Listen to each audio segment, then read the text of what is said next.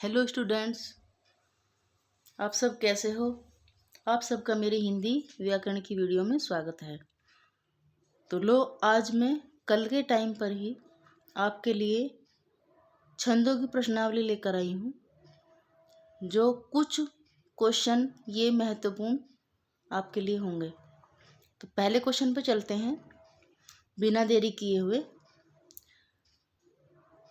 और थोड़ा सा यह बात ध्यान से सुनो कि आप ये वीडियो बीच में स्किप नहीं करेंगे। आप सब इस वीडियो को देखने के बाद लाइक करेंगे, सब्सक्राइब करेंगे और कमेंट भी ज़रूर करेंगे। तो पहला क्वेश्चन देखते हैं ऑप्शन वाइज। कुंडलीय छंद किन दो छंदों से मिलकर बनता है? अब आते हैं आंसर पे। पहला ऑप्शन देखते हैं सोरठा प्लस रोला से। दूसरा ऑप्शन दोहा प्लस रोला से। तीसरा ऑप्शन दोहा प्लस चौपाई से। चौथा ऑप्शन दोहा प्लस सोरठा से। तो सोरठा भी नहीं है प्लस दोहा भी नहीं है और दोहा सोरठा भी नहीं है। तो ये हो जाएगा हमारा कुंडलिया जो बनता है। अब इस क्वेश्चन में थोड़ी सी ट्रिक देखते हैं कि दो कुंडल के लिए कौन रो रही है। ठीक है, दो कुंडल के लिए कौन रो रही है? कुंडलिया। कुंडलिया नाम है एक लड़की का। तो वह किसके लिए रो रही है? दोहा प्लस रो। दोहा प्लस रो। दो दो कुंडल के लिए रो किस रही है? किसके लिए रही है? कुंडल के लिए। तो यह आंसर इस कुंडलिया छंद का हो जाएगा। ये कुंडलिया छंद हमारा दो छंदों से मिलकर बनता है। अब देखते हैं अगला क्वेश्चन। इनमें से किस छंद में प्रथम व अंतिम शब्द समान होता है? देखते हैं इसका आंसर ऑप्शन वाइज। पहला ऑप्शन छप्पीय छंद, दूसरा ऑप्शन कुंडलीय छंद, तीसरा ऑप्शन इंद्रवर्जा और चौथा ऑप्शन हमारा उपजाति आ जाएगा। अब देखते हैं छप्पीय भी नहीं होता, प्रथम व अंतिम शब्द समान छप्पीय में भी नहीं होता, इंद्रवर्जा में भी नहीं होता और उपजाति में भी नहीं होता। तो यह हो जाएगा हमारा कुंडलीय छंद में। ठीक है, प्रथम व अंतिम समान, प्रथम व अंतिम शब्द समान होता है तो वह होता है कुंडलिया में। ठीक है, समान कब होता है? प्रथम व अंतिम शब्द समान कौन से छंद में होते हैं? इस तरह से भी क्वेश्चन पूछ सकता है, लेकिन अभी फिलहाल जो दिया है उसको देखो। तो वह हो जाएगा हमारा कुंडलिया छंद। अगला क्वेश्चन देखते हैं, छंद का नाम बताओ। देखिए, इन पंक्तियों में पूछा गया है कि ये पंक्तियां किस छंद से ली गई हैं। तो देखते हैं, नीलांबर परिधान हरित पट पर सुंदर है, सूर्य चंद युग मुकुट मेखला रत्नाकर है, नदियां प्रेम विवाह फूल तारा मंडल है, बंदी जन खगवृंद शेष फन सिंहासन है। तो इन पंक्तियों में हमें छंद पूछा गया है। तो देखते हैं ऑप्शन में। पहला ऑप्शन क्या कहता है हमारा? छप्पीय छंद। दूसरा ऑप्शन रोला छंद। तीसरा ऑप्शन हमारा गीतिका छंद। चौथा ऑप्शन हमारा आ जाएगा हरि गीतिका छंद। तो देखते हैं हम। तो ये जो हमारी पंक्तियां हैं हमारी, ये रोला छंद से प्रयुक्त हैं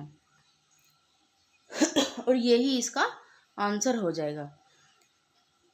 अगला क्वेश्चन देखते हैं, इनमें भी पंक्तियों में छंद पूछा गया है। तो देखते हैं ये पंक्तियां कौन से छंद की हैं।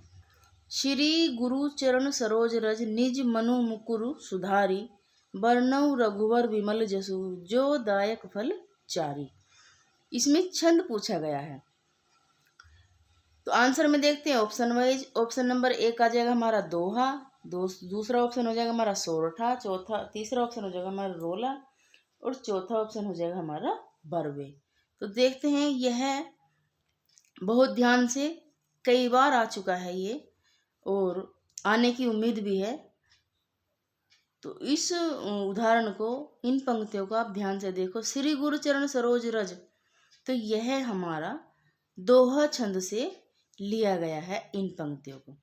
इससे आगे देखते हैं। अगला क्वेश्चन आ जाएगा हमारा, निम्नलिखित में से कौन सा वर्णिक छंद है? कौन सा हमारा वर्णिक छंद हो जाएगा?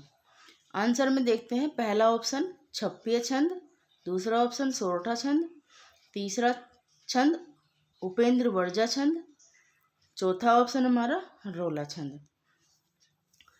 तो वर्णिक छंद जो होता है हमारा उपेंद्र वर्जा होता है, उपेंद्र वर्जा होता है। छप्पीय भी नहीं है, सोरठा भी नहीं है और रोला भी नहीं है। वर्णिक छंद जो होता है उपेंद्र वर्जा होता है।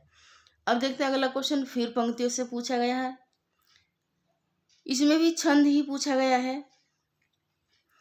इन पंक्तियों को मैं इसलिए लेकर आती हूँ ताकि एग्जाम में आपको ये पंक्तियाँ अच्छे से याद रह जाएं और अच्छे से एक बार में याद हो जाएं। मैं राज्य की चाह नहीं करूँगा, है जो तुम्हें इष्ट वही करूँगा, संतान जो सत्यवती जनेगी, राज्य अधिकारी वह ही बनेगी। इन पंक्तियों में छंद देखते हैं, इसका आंसर कौन सा हो जाएगा ऑप्शन वाइज में। तो पहला ऑप्शन हो जाएगा हमारा इंद्रवर्जा, दूसरा ऑप्शन हमारा उपेंद्र वर्जा, तीसरा ऑप्शन हमारा बसंत तिलका और चौथा ऑप्शन हमारा हरिगीतिका छंद का हो जाएगा। लेकिन हमें इनमें पंक्तियों का छंद पूछा गया है, तो वह छंद हमारा मैं राज्य इंद्रवर्जा, मैं राज्य, ये पंक्तियों पंक्ति के शुरुआत के शब्द होते हैं जो इंद्रवर्जा छंद से लिए गए हैं, यानी कि इन पंक्तियों में इंद्रवर्जा छंद का प्रयोग किया गया है। अगला क्वेश्चन देखते हैं, जिस छंद के प्रथम तथा तृतीय चरण में 12-12 मात्राएं एवं द्वितीय व चतुर्थ चरण में 7-7 मात्राएं होती हैं, साथ ही सम चरणों के अंत में जगण होता है, तो वह छंद बताओ कौन सा होता है। चलते हैं आंसर की ओर और ऑप्शन की ओर। पहला ऑप्शन हो जाएगा हमारा मालिनी छंद, दूसरा ऑप्शन हमारा बरवे छंद, तीसरा ऑप्शन हमारा रोला छंद, चौथा ऑप्शन हमारा इंद्र वर्जा छंद हो जाएगा। अब हमें 12-12 मात्राएं व 7-7 मात्राएं, तो 12-12 का सीधा आप सही से अनुमान लगा सकते हो, 12-12 बरवे, 12-12 बरवे, ये हमारे इस क्वेश्चन को याद करने की ट्रिक हो जाएगी। क्योंकि जिस छंद में 12-12 मात्राएं, 7 को छोड़ दो, 12-12 मात्राएं प्रथम व तृतीय चरण में होती हैं, तो वह हमारा 12-12 बरवे होता है। अगला क्वेश्चन की ओर चलते हैं, अवधि का निजी छंद क्या है? अवधि का निजी छंद क्या है? देखते हैं आंसर में ऑप्शन वाइज। बरवे पहले नंबर पर, दूसरा ऑप्शन कवित हो जाएगा, तीसरा ऑप्शन हमारा रोला हो जाएगा और चौथा ऑप्शन हमारा छप्पे हो जाएगा। तो अवधि, अवधि देखो 12 बरस की, अवधि 12 बरस की निजी हो जाएगी। किसी चीज को हम लेते हैं तो उसे कहते हैं कि अब तो ये हमारी 12 बरस तक हो जाएगी, 12 बरस तक चल जाएगी। अवधि का निजी छंद क्या है? तो हमें समझ लेना चाहिए कि जहाँ अवधि का निजी शब्द छंद के बारे में पूछा जाए तो वह निजी अवधि हमारी हो जाएगी बरवे। इसी के साथ मेरी छोटी सी वीडियो यहीं पर समाप्त होती है। आपने अगर मेरी वीडियो को स्किप नहीं किया हो तो लाइक, कमेंट और सब्सक्राइब करके ज़रूर जाना। मेरी वीडियो को देखने के लिए और मेरी वीडियो से जुड़ने के लिए आपका बहुत बहुत धन्यवाद।